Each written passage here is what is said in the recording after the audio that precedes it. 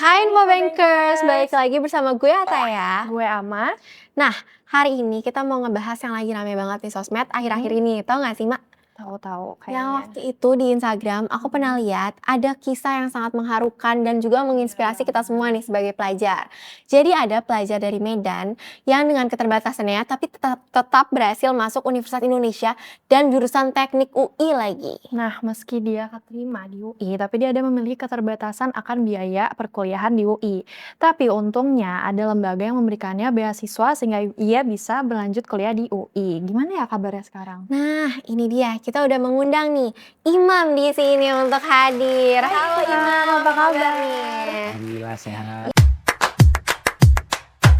Ya, dari jurusan teknik perkapalan ya? Iya, betul. Keren Iya. banget. Di sini juga udah hadir Bapak Rusdia dari BSI Maslahat. Betul sekali. Halo Bapak. Halo. Nah, kita ngobrol-ngobrol ke Imam dulu nih ya. Kita mau tahu sedikit nih tentang masa lalu kamu. Gimana sih latar belakang keluarga kamu gitu. Saya berasal dari keluarga sederhana. Ayah saya sekarang sebagai satpam dan ibu saya sebagai ibu rumah tangga. Nah, latar belakang saya sedari kecil tuh, saya tuh kayak tertarik sama pelayaran lah. Dari ayah juga, ayah dulu seorang nelayan dan kakek sebagai pelaut. Nah, dari situ saya mulai tertarik tentang pelaut lah. Nah, setelah masuk SMP, saya tuh udah mulai cari tahu tuh tentang pelayaran tuh. Berarti udah Enggak. lama ya? Iya, Dari betul. lama. Pas masuk SMA nih, saya pengen masuk di sekolah pelayaran.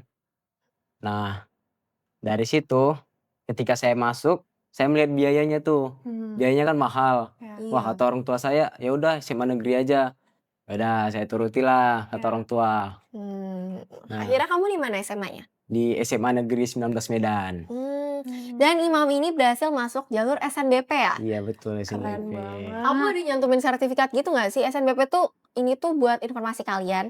SNBP tuh anak-anak yang berprestasi, ada sertifikat, sekolahnya yang bagus, rankingnya bagus, eligible gitu. Kamu bagus nih sertifikatnya ya? Pasti. Pasti dong. Kebetulan saya cantumi sertifikat adalah beberapa fisika sama matematika. Wah, emang di situ ya passionnya ya? Iya, Emang betul. minat di situ. Pintar sih. Imam kalau boleh tahu balik ke yang cerita dulu itu, apa sih yang bikin kamu bener-bener pengen banget lanjut kuliah di UI ini? Sampai kamu kerja jadi buruh pabrik. Nah, berawal itu saya tuh sebenarnya nggak ada kepikiran untuk kuliah nih. Karena kan dari kelas 10 nilai saya tuh udah hancur. Oh iya? Iya, betul. Oh, tapi SNBP kan bisa loh, tapi nilai kamu segitu. Nah, dari situlah awal kelas 10 tuh nilai saya hancur. Iya. Dari yang matematika contohnya 78 nih. Wah, di bawah KKM, di atas KKM dikit lah. Iya. Ya pas lah. Heeh. Mulai dari semester 2, saya mulai berubah tuh. Baru Mulai kepikiran masa depan gimana kalau nilai segitu-gitu aja. berubah lah. Iya, betul. Usaha ya. Saya mulai ikuti kegiatan sekolah tuh ada namanya program kedinasan. Oh, Apa itu? apa itu kayak gini? Itu kayak salah satu program di sekolah untuk mengantarkan kayak kami program kedinasan buat masuk sekolah kedinasan. Kayak buat TNI Polri. Nah, di situ saya join tuh. Kamu sempat mau masuk TNI Polri gitu? Iya, sempat dulu. Cocok sih tapi. Ada kepikiran. Terus? Nah, terus saya mulai ikuti program itu dan mulai berubahlah hidup saya tuh di semester 2. Langsung rajin nih Iya, mati-matian, betul. mikir masa depan ya? Iya, betul. Kayak kita Terus?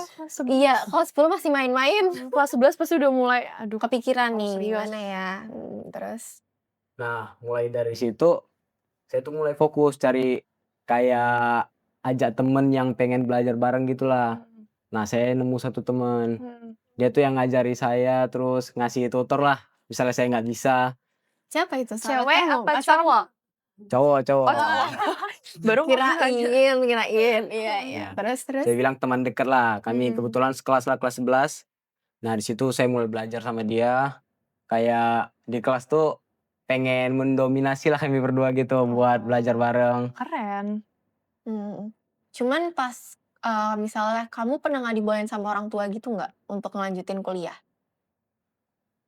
Sebenarnya pernah sih. Pernah. Karena orang tua pernah bilang bagus masuk kayak kedinasan aja karena kan nggak perlu banyak biaya. Oh, iya. Tapi pernah nggak sih kamu kepikiran karena orang tua kamu kayak lebih nyaranin ke kedinasan gitu yang lebih murah, kamu pernah nggak mikir buat nyerah gitu? Kayak, "Aduh, karena orang tua aku udah nggak ngebolehin nih, udah nyerah aja," gitu. Pernah nggak kepikiran nyerah? Sebenarnya enggak. Enggak. Enggak. Wah, Ini dia yang inspiratif menginspirasinya. banget kamu. Karena dari semester 2 itu saya terus ikut itu program kedinasan. Walaupun capek ya, hampir setiap hari tuh latihan fisik. Oh ya. Oh. Hmm. Mmm. Soalnya dulu kelas 10 itu badan saya ini udah nggak terus kan, nggak pernah olahraga, jarang olahraga. Kalau kedinasan gitu pasti dilatih fisiknya banget kan? Ya, Disuruh push up gitu jangan-jangan.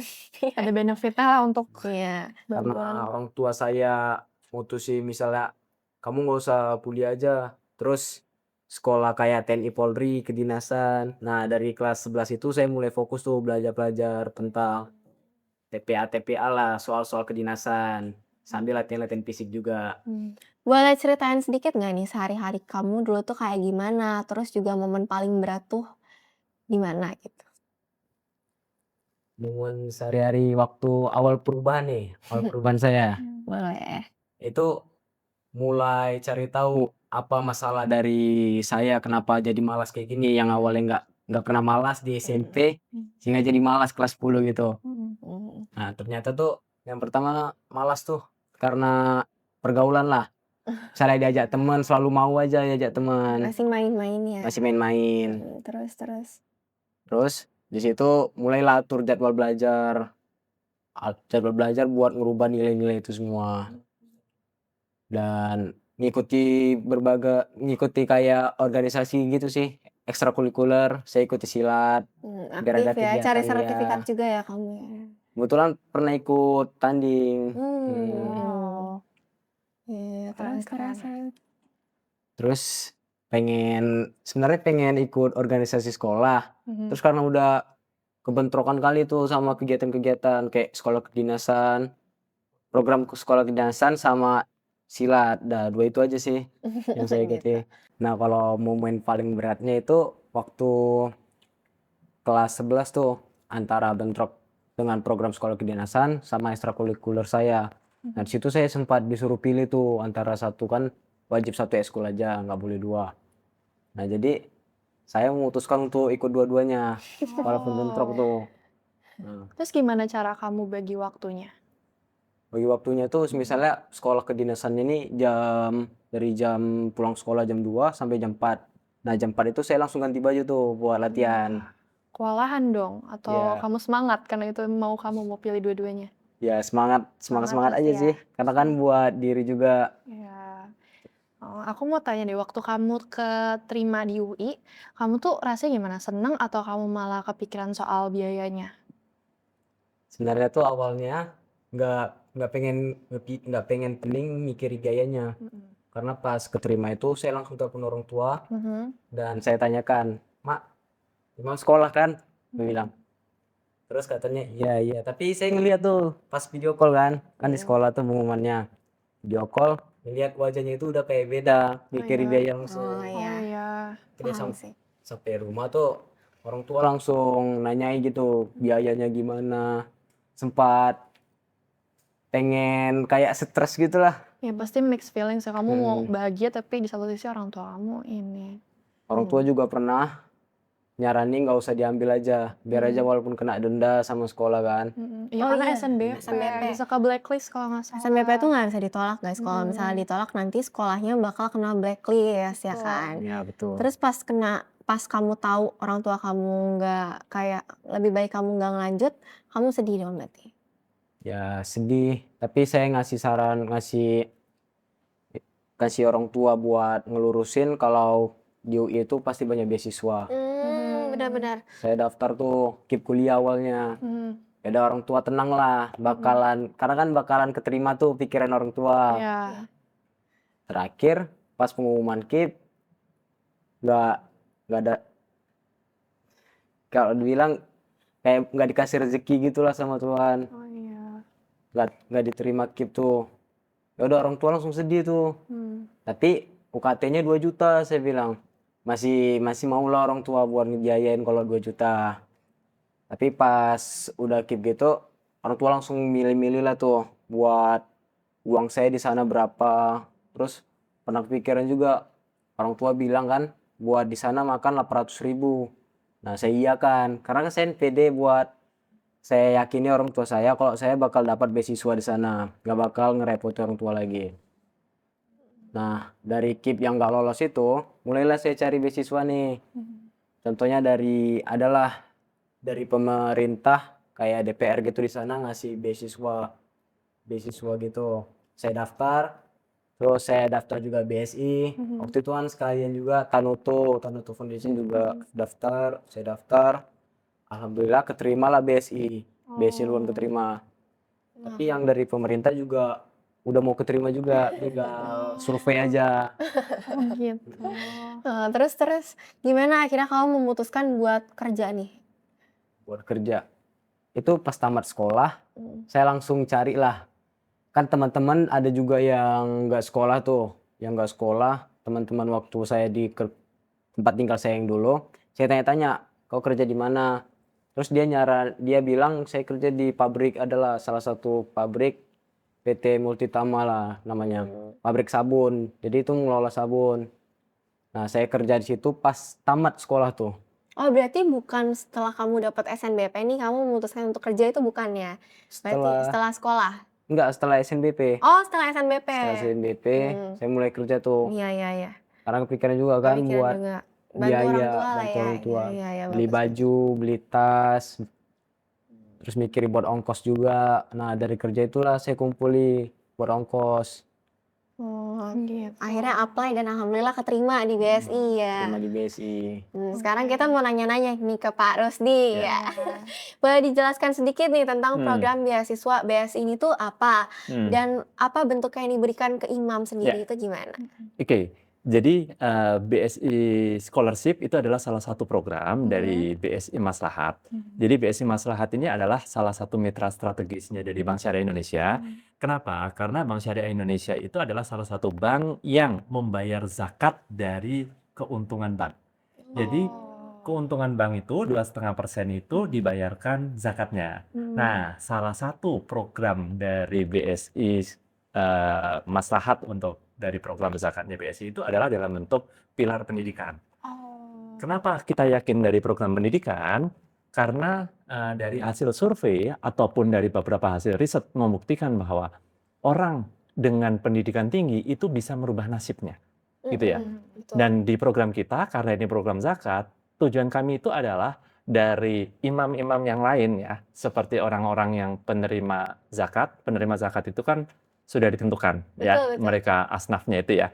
Salah satunya itu orang yang sebelumnya itu sebagai penerima, kita berharap dengan program pendidikan seperti imam ini, insya Allah imam nanti setelah lulus mereka sudah masuk nisab zakat, mereka sudah sebelumnya menerima nanti jadi membayar zakat. Jadi itu adalah program kita mentransform dari penerima zakat menjadi pemberi zakat. Dan insya Allah nanti imam setelah lulus setahun 2 tahun sudah punya kewajiban untuk membayar zakat.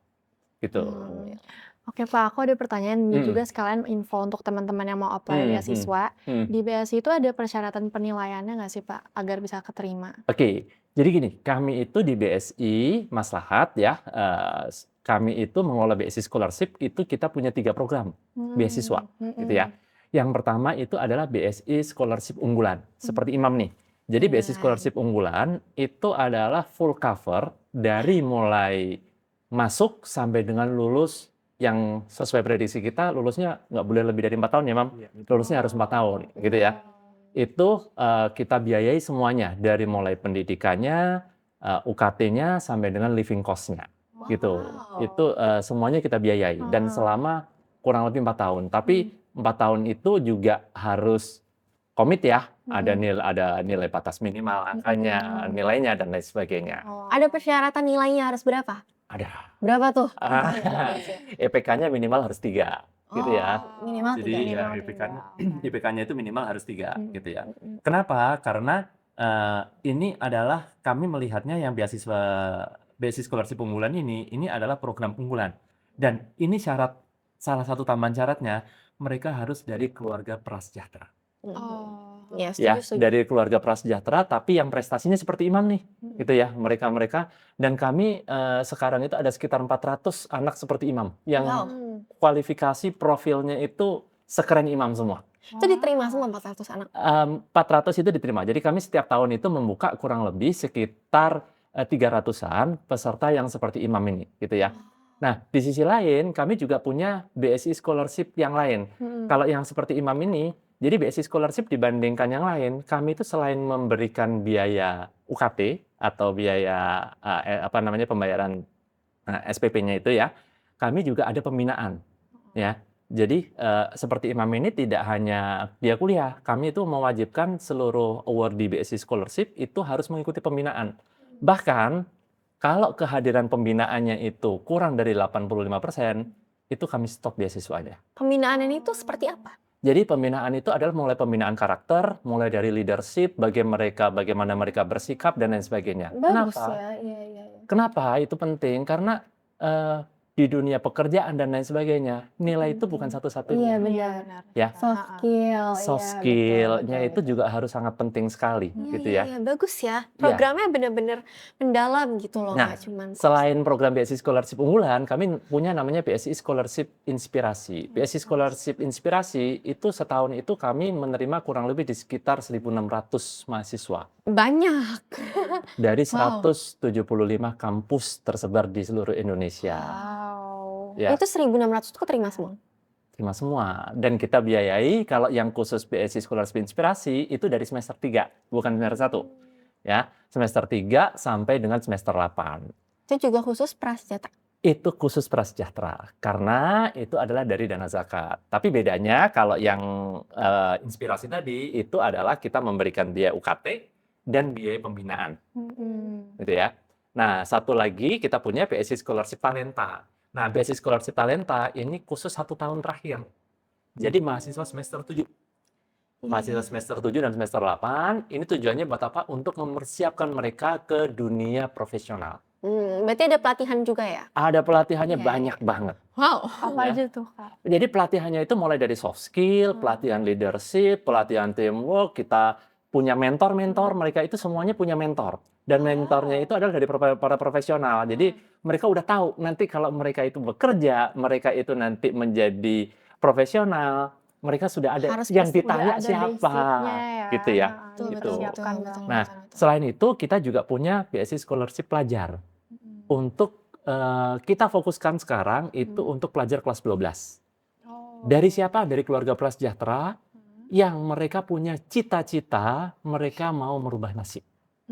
Ya. Kenapa? Kami dari setiap tahun ada 2.200 yang kita terima untuk pelajar kelas 12. Ya. Tujuannya supaya apa? Karena kami meyakini ya, hasil riset itu kalau dari OECD bilang bahwa 60% ya, mereka yang dari golongan duafa, mereka dengan pendidikan tinggi itu bisa merubah nasib, bukan dirinya, termasuk keluarganya. Betul. Nah, itu makanya kami sangat berkeyakinan bahwa untuk mentransform dari penerima manfaat menjadi donatur atau menjadi muzaki itu adalah melalui pilar pendidikan. Selain kami juga punya pilar ekonomi dan pilar kemanusiaan. Terus gimana ceritanya nih bisa sampai BSI menjemput Imam gitu ke Nah, Medan, ya di IG? ceritanya waktu itu sangat menarik sebenarnya. Jadi waktu kami melakukan seleksi, Imam kan salah satu pendaftar, Iya. ya, salah satu pendaftar. Nah, salah satu proses pendaftaran itu adalah ada tesnya juga, gitu ya, Oh, ada ada tes tulis dan ada interview. Nah, menariknya Imam ini waktu dijadwalkan untuk wawancara interview, dia nggak hadir. Kok bisa Tapi kok bisa keterima? keterima? Nah, ternyata dia lagi kerja. Dia ternyata waktu itu lagi angkat-angkat sabun itu. Menarik Jadi, perhatian nih ya, langsung. jadi dia karena kerja, handphonenya nggak dibawa. Padahal diinfokan waktu itu adalah jadwal harus interview. Iya. Nah, sebenarnya dari kita, waduh, ini kayaknya nggak niat nih orang. Karena udah dijadwalkan kan Iya. yang antri yang mau banyak banget gitu kan ya.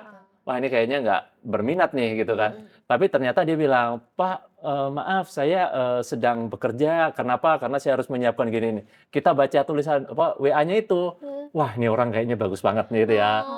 Dan waktu itu dia interview sambil masih Habis kerja ya? Masih Oh, iya. kotor-kotor, pakaian masih baju kerja. Pakai video call, pakai handphonenya dia. Heeh. Dari Langsung situ, pas wah, melihat langsung. kita langsung tertarik. Iya, Wah, ini bener sangat luar banget. biasa ini. Artinya memang, ya, banyak orang seperti Imam di entah di mana yang kita perlu jemput mereka, Iya, iya, kita betul, perlu betul. rubah nasibnya mereka. Iya sih. Gitu. Menarik perhatian banget sih, aku juga pas Jura yang wawancara. Ya ampun. Kak, aku sebenarnya ada pertanyaan seputar yang sebelum Hmm. tadi Kakak jelasin soal BSI, Hmm. beasiswa. Kalau misal kayak beasiswa yang seperti Imam, atau misal kayak selama menjalani perkuliahan kita tidak memenuhi syaratnya seperti IPK 3, itu gimana sih konsekuensinya atau akan di-stop beasiswanya langsung? Oke, jadi kami tidak serta-merta stop ya. Mhm. Kami memberikan mentoring dulu. Jadi Heeh. kalau mereka misalnya IPK di bawah Di 3 bawah gitu ya, 3. kita tanya dulu kenapa sih penyebabnya Oh, oke. ya. Kan orang masalahnya bukan masalah pendidikan aja ya, bisa juga misalnya ada masalah keluarga, Betul, Iya, betul. masalah apa, masalah apa, masalah apa. Itu yang kita pertanyakan dulu ya. Mhm. Kita akan follow up, kita akan panggil, kita akan interview. Kenapa? Kamu ada masalah apa? Iya. Gitu ya. Ada yang bisa kita toleransi, tapi kalau karena masalahnya kemalasan, Iya, karena masalah itu keenakan kami gitu ya. tidak akan toleransi. Dan Oke, oke. terutama yang paling kaget kalian kan juga semester 1 ya.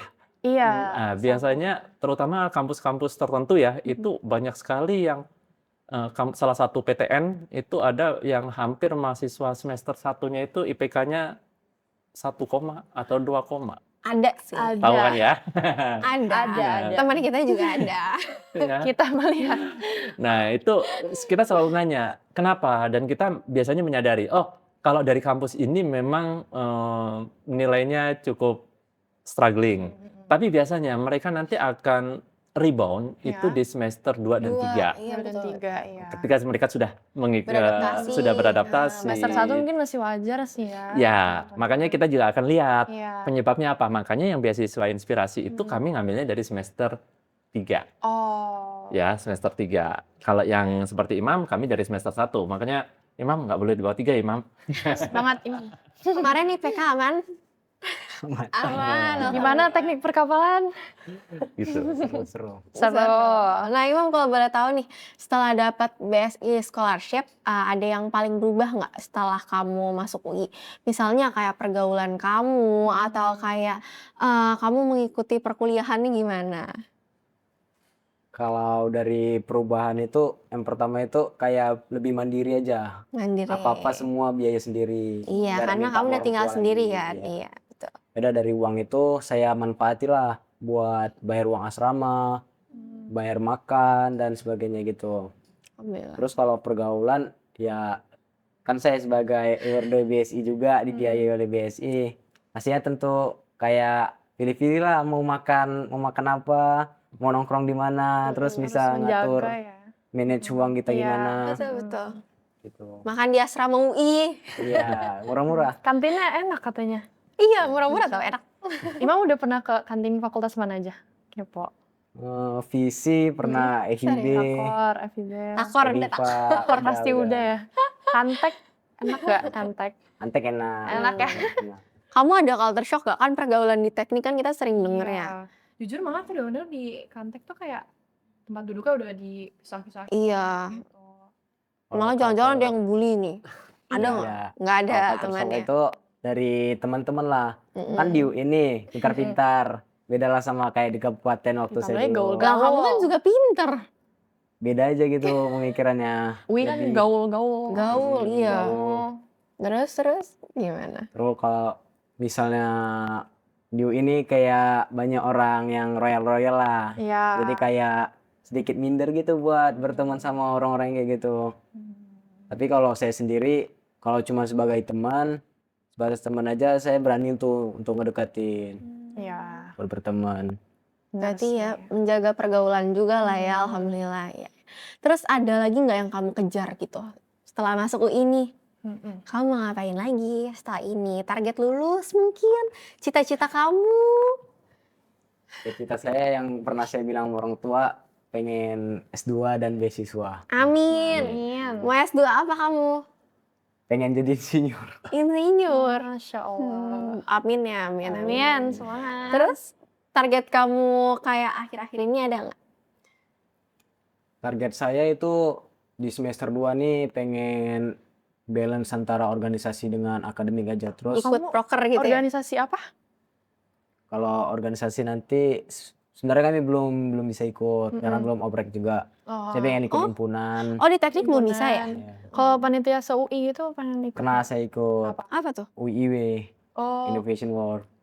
Terus saya oh, ikut eksternal juga kayak Gandeng Foundation. Wow, keren. aktif ya. Ya, Kita bisa satu panitia bareng dong. Iya. Jangan-jangan Kita kita pernah janjian. satu ini lagi, pernah satu proker lagi jangan-jangan. Heeh, siapa tahu. Nanti kita janjian aja masuk bareng. Aman lah.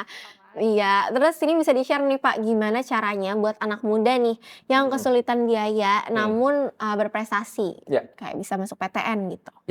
Jadi gini, beberapa influencer pendidikan, salah satu imam ini kan menjadi viral ya. Salah Iya, satunya itu benar. ada salah satu tokoh pendidikan di ITB namanya Mas Imam Santoso ya. Jadi dia sangat meyakini karena dia juga hal yang sama ya. Artinya buat teman-teman atau generasi muda yang mereka itu punya keterbatasan ekonomi dan lain sebagainya, jangan takut untuk bermimpi. Ya. Seperti Imam ini saya sangat salut ya. Saya pasti dapat beasiswa. Itu hal yang sangat wajar ya. Iya. Hal yang sangat wajar. Kenapa? Karena ya pasti banyak kok yang lembaga, donor dan lain sebagainya ketika orang itu berprestasi ya, ketika orang itu memang punya kemauan yang kuat ya, itu insya Allah ada X faktor lah. Ada tangan Allah yang selalu bisa membantu. Dan itu termasuk doa Imam ya, yang mempertemukan saya dan Imam dan lain Iya, sebagainya. alhamdulillah, Itu bersyukur ya banget. karena salah satunya doa Imam, pasti doa kita semua. Iya. Kita juga memang punya visi untuk mengembangkan ke sana. Jadi jangan takut buat para generasi ya, anak-anak yang sekarang misalnya lagi struggling untuk di dalam biaya, mereka punya cita-cita ya, mereka pengen menempuh pada dunia pendidikan yang tinggi, tapi mereka punya keterbatasan biaya. Tenang, kami akan hadir. Dan ada tempat-tempat yang lain dan insya Allah juga mereka akan hadir untuk mendukung seperti imam-imam yang lain. Alhamdulillah ada Besi, ya sumpah beneran ngebantu banget ya buat anak-anak berprestasi di luar sana, tapi emang kehambat gitu. Nah, buat Imam nih terakhir, ada nggak pesan buat anak-anak muda yang berprestasi nih seperti kamu, tapi memiliki halangan gitu, ada pesan nggak buat mereka? pesan saya jangan takut untuk maju melangkah. Karena walaupun kalian terhalang sama biaya nih, percayalah kalau semua itu ada jalannya. Contohnya seperti saya sempat berpikir nih gak bakal dapat beasiswa. Ternyata alhamdulillah saya mencoba, akhirnya saya mendapatkan beasiswa. Masya Allah. Gitu ya. Nah teman-teman, kisah Imam ini tuh beneran mengingatin kita semua ya. Mungkin kita emang gak bisa pilih kita lahir di mana atau rezeki kita gimana, tapi kita bisa milih menyerah atau bertahan kayak gitu. Seperti kisah Imam satu ini ya kan, Mak? Betul, jangan pernah menyerah ya guys. Coba terus pede aja pokoknya. Bener. Kalau kata orang bermimpi setinggi langit, biar kita jatuh di antara bintang-bintang. Asik. Asik. Mantap. Oke, terima kasih ya Imam, terima kasih Ya, Bapak. kasih. Semoga kisah kamu ini jadi inspirasi dan penguat untuk banyak generasi muda zaman sekarang ya. Oke, terima kasih juga ya Bapak. Bersyukur banget punya beasiswa kayak gini, benar-benar ngebantu anak muda zaman sekarang ya untuk berkembang ya. Baik, terima kasih. Jangan lupa untuk nonton episode kita selanjutnya. Dadah! TTS, tanya-tanya semuanya.